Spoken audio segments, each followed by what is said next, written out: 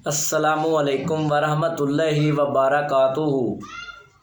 की हाल चाल है सजना? ओ बेलियां तगड़े हो, तगड़िया रहना, घबराना नहीं सुनियो, कुछ भी नहीं होंदा।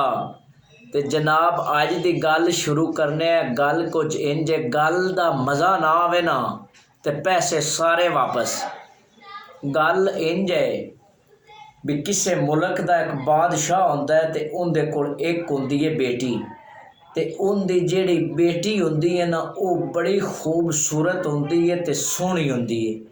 ते उनकी खूबसूरती ते सोहनी होवन दियां जिहड़ियां गल्लां ने ना उड्डदियां उडादियां चलदियां चलादियां जिहड़े आडी गवाडी मुल्क ने ना उन्हां दे बादशाहां दे कन्नां ते जदों पहुंचदियां ने ना ते उन्हां दे दिल दे अंदर ख्वाहिश पैदा होंदी है भी इस मुल्क दे बादशाह तो क्यों ना ये रिश्ता मंगिया जाए। ते जनाब एक बादशाह अपने कासद नूं भेजदा है रिश्ता मंगण वास्ते, ते वो बादशाह कोल आउंदा है ते रिश्ता मंगदा है ते बादशाह उस रिश्ते नूं कबूल कर लैंदा है ते कबूल करके एक तरीक पक्की कर लैंदे ने। वो चला जांदा, 2 दिन लंघदे ने ना ते नाल ही गवाडे मुल्क एक होर होंदा है ते उनका कासद भी जनाब आउंदा है ते वो बादशाह तो अपने बादशाह वास्ते रिश्ता मंगदा है। ते जदों मंगदा है ना ते बादशाह पहले क्योंकि रिश्ता दे चुकिया होंदा है ते उन्होंने परेशानी तो होंदी लेकिन वो नाराज़ नहीं करना चाहता ते वो जनाब उस मुल्क दे बादशाह का जिहड़ा कासद होंदा है उन्होंने रिश्ता दी हाँ कर दिंदा है। ते जदों रिश्ते दी हाँ कर दिंदा है ना ते 2 दे मुड़ लंघदे ने ना ते एक होर मुल्क दा जिहड़ा बादशाह है वो अपने कासद नूं घल्लदा है रिश्ते वास्ते। ते कासद आके बादशाह नूं आंदा है कि फलाने मुल्क दे बादशाह ने भेजा तेरे रिश्ते वास्ते ते रिश्ता दे। बादशाह उन्नूं भी रिश्ता दे छड्डदा है ते रिश्ते हो जांदे ने 3 ते जनाब ना 2 दे होर लगदे ने ना ते एक होर मुल्क दा बादशाह अपने कासद नूं घल्लदा है रिश्ता मंगण वास्ते ते वो कासद आके रिश्ता मंगदा है ते बादशाह उन्नूं भी रिश्ता दे दिंदा है ते तरीक पक्की हो जाती। ते वो जिहड़े चारे बादशाह ने रिश्ते दिते होंदे ने ना वो एक तरीक ही होंदी है ते एक तरीक नूं सारियां चारे बरातां आउणियां होंदियां ने। ते हुंदा की है बादशाह कोल सिर्फ होंदी है एक बेटी। ते जनाब बादशाह ना चारे रिश्ते कबूल करके ते उन्हां नूं एक तरीक दे के ना ते बड़ा परेशान हुंदा है ते एक दिन ना अपने घोड़े ते बन्नदा है ते चलदा चलांदा जंगल दे विच वग जांदा है ते चलदा जांदा है ते की वेखदा है कि एक कुल्ली है, एक पक्षी है। जदों वो बादशाह नूं नज़र आउंदी ना ते बादशाह घोड़े तो लह के अंदर जांदा है ते की वेखदा है कि एक बजुर्ग है, एक दरवेश है। ते बादशाह दे दिल दे अंदर ये ख्याल पैदा होंदा है भी इनू दसना जे शायद कोई ये हल कर देवे दा। ते बादशाह उस दरवेश नूं गल दसदा है ते जिहड़ा दरवेश है वो आंदा है कोई मसला ही नहीं, शादी तो 1 दिन पहले तेरे कोल एक बेटी है ते 3 होर तैनूं चाहिदियां ने, तू 3 चीज़ां लेके आ जानियां ने, एक खोती ले आउणी है, एक कुत्ती ले आउणी है ते एक बिल्ली ले आउणी है।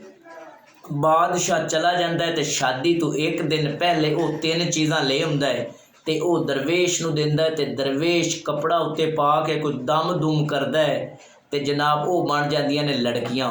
ते लड़कियां भी इंज बनदियां ने बड़ियां सोहणियां ते बड़ियां खूबसूरत ते बनदियां किवें ने जिहड़ी बादशाह दी एक धी होंदी है ना सागियां उंदे वर्गियां हूबू उंदे वर्गियां। एक नूं एक कमरे च पा दिओ ते दूसरी नूं कढ दिओ तो कोई बंदा सियाण नहीं सकदा।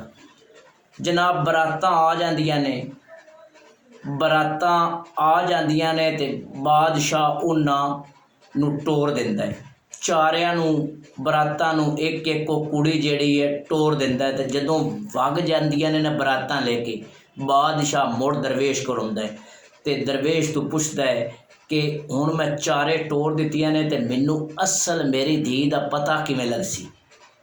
दरवेश आंदा परेशान नहीं होना, टुर जा, जैसे तू जासे ना तेनों उन्हां दे ਕੰਮਾਂ ਤੋਂ ਨਾ ਪਤਾ ਚੱਲ ਜਾਸੀ ਕਿ ਇਹ ਮੇਰੀ ਅਸਲ ਧੀ ਹੈ ਕਿ ਨਹੀਂ। ਹੁਣ ਹੁੰਦਾ ਕੀ ਹੈ, ਬਾਦਸ਼ਾਹ ਪਹਿਲੀ ਆਪਣੀ ਬੇਟੀ ਕੋਲ ਜਾਂਦਾ ਹੈ ਤੇ ਉਹਦਾ ਜਿਹੜਾ ਬਾਦਸ਼ਾਹ ਨੂੰ ਮਿਲਦਾ ਤੇ ਉਹਦੇ ਤੋਂ ਪੁੱਛਦਾ ਸੁਣਾ। ਉਹ ਆਂਦਾ ਬਾਦਸ਼ਾਹ ਸਲਾਮਤ, ਜਦੋਂ ਦੀ ਸ਼ਾਦੀ ਕੀਤੀ ਨਾ ਬੜਾ ਅਜ਼ਾਬ ਵਿੱਚ ਫਸ ਗਿਆ, ਬੜਾ ਜ਼ਲੀਲ ਹਾਂ। ਹੁੰਦਾ ਕੀ ਹੈ, ਸੁਬਹ ਉੱਠਦੀ ਹੈ, ਉੱਠ ਕੇ ਨਾ ਲੜਾਈ ਝਗੜਾ ਸ਼ੁਰੂ ਕਰ ਦਿੰਦੀ ਤੇ ਗਲੀਆਂ ਬਾਜ਼ਾਰਾਂ ਦੇ ਵਿੱਚ ਭੱਜ ਵਗਦੀ। ਬਾਦਸ਼ਾਹ ਨੂੰ ਪਤਾ ਲੱਗ ਜਾਂਦਾ ਹੈ ਕਿ ਮੇਰੀ ਇਹ ਅਸਲ ਧੀ ਨਹੀਂ, ਇਹ ਹੈ ਕੁੱਤੀ। ਜਨਾਬ ਬਾਦਸ਼ਾਹ ਅਗਲੇ ਕੋਲ ਜਾਂਦਾ ਹੈ ਤੇ ਉਹ ਵੀ ਇੰਜ ਹੀ ਆਂਦਾ ਹੈ ਵੀ ਮੈਂ ਵੀ ਬੜਾ ਅਜ਼ਾਬ ਵਿੱਚ ਹਾਂ ਤੇ ਤੰਗ ਹਾਂ। ਮੇਰੀ ਜਿਹੜੀ ਜਨਾਨੀ ਹੈ ਉਹ ਵੀ ਇੰਜ ਕਰਦੀ ਹੈ, ਸੁਬਹ ਹੁੰਦੀ ਹੈ ਤੇ ਬਾਹਰ ਨਿਕਲ ਜਾਂਦੀ ਤੇ ਪਿੰਡ ਦੀਆਂ ਅਰੂੜੀਆਂ ਤੇ ਸ਼ਾਮ ਦੀ ਰਹਿੰਦੀ ਹੈ ਤੇ ਸ਼ਾਮ ਨੂੰ ਵਾਪਸ ਆ ਜਾਂਦੀ ਹੈ। ਬਾਦਸ਼ਾਹ ਨੂੰ ਪਤਾ ਲੱਗ ਜਾਂਦਾ ਹੈ ਇਹ ਮੇਰੀ ਧੀ ਨਹੀਂ, ਇਹ ਹੈ ਖੋਤੀ। ਜਨਾਬ ਤੀਸਰੇ ਬਾਦਸ਼ਾਹ ਕੋਲ ਜਾਂਦਾ ਹੈ ਤੇ ਉਹਦੇ ਤੋਂ ਪੁੱਛਦਾ ਤੇ ਉਹ ਆਂਦਾ ਕਿ ਮੈਂ ਵੀ ਬੜਾ ਤੰਗ ਹਾਂ ਤੇ ਬੜਾ ਪਰੇਸ਼ਾਨ ਹਾਂ। ਜਦੋਂ ਦੀ ਸ਼ਾਦੀ ਕਰਵਾਈ ਹੈ ਮੇਰੀ ਘਰ ਵਾਲੀ ਮੇਰੇ ਨਾਲ ਚੰਗਾ ਸਲੂਕ ਨਹੀਂ ਕਰਦੀ ਤੇ ਦੀਵਾਰਾਂ ਤੇ ਕੋਠਿਆਂ ਤੇ ਚੜ੍ਹਦੀ ਹੈ ਤੇ ਬੜਾ ਨਾ ਮਸਲੇ ਕਰਦੀ ਹੈ। ਜਨਾਬ ਬਾਦਸ਼ਾਹ ਨੂੰ ਪਤਾ ਲੱਗ ਜਾਂਦਾ ਹੈ ਕਿ ਇਹ ਹੈ ਬਿੱਲੀ, ਇਹ ਵੀ ਮੇਰੀ ਬੇਟੀ ਨਹੀਂ ਹੈ।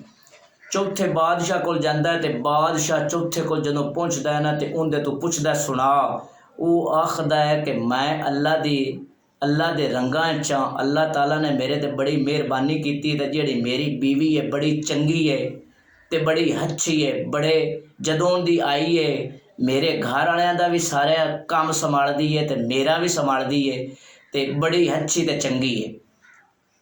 ਤੇ ਬਾਦਸ਼ਾਹ ਨੂੰ ਪਤਾ ਲੱਗ ਜਾਂਦਾ ਹੈ ਕਿ ਇਹ ਮੇਰੀ ਹੈ ਅਸਲ ਦੀ। ਦੋਸਤੋ ਤੇ ਬੇਲੀਓ ਤੇ ਲੱਗਦਿਓ, ਗੱਲ ਸੁਣਾਉਣ ਦਾ ਮਕਸਦ ਇਹ ਹੈ ਕਿ ਅੱਜ ਵੀ ਔਰਤਾਂ ਦੀਆਂ ਕਿਤਨੀਆਂ ਨਸਲਾਂ ਨੇ? 4। ਪਹਿਲੀ ਨਸਲ ਹੈ ਖੋਤੀ ਨਸਲ, ਦੂਸਰੀ ਹੈ ਕੁੱਤੀ ਨਸਲ, ਤੀਸਰੀ ਹੈ ਬਿੱਲੀ ਨਸਲ ਔਰ ਚੌਥੀ ਹੈ ਅਸਲ ਨਸਲ। ਹੁਣ ਤੁਸੀਂ ਆਖਣਾ 4 ਕਿਵੇਂ ਨੇ? ਦੋਸਤੋ ਬੇਲੀਆਂ, ਤੁਹਾਨੂੰ ਪਤਾ ਲੱਗ ਜਾਸੀ ਅੱਜ ਵੀ ਕਿ ਕਿਹੜੀ ਔਰਤ ਕਿਵੇਂ ਦੀ ਹੈ। ਉਹਦੇ ਜਿਹੜੇ ਕੰਮ ਹੈ ਉਹ ਕੰਮਾਂ ਕਾਰਾਂ ਤੋਂ ਸਿਆਣੀ ਜਾਸੀ।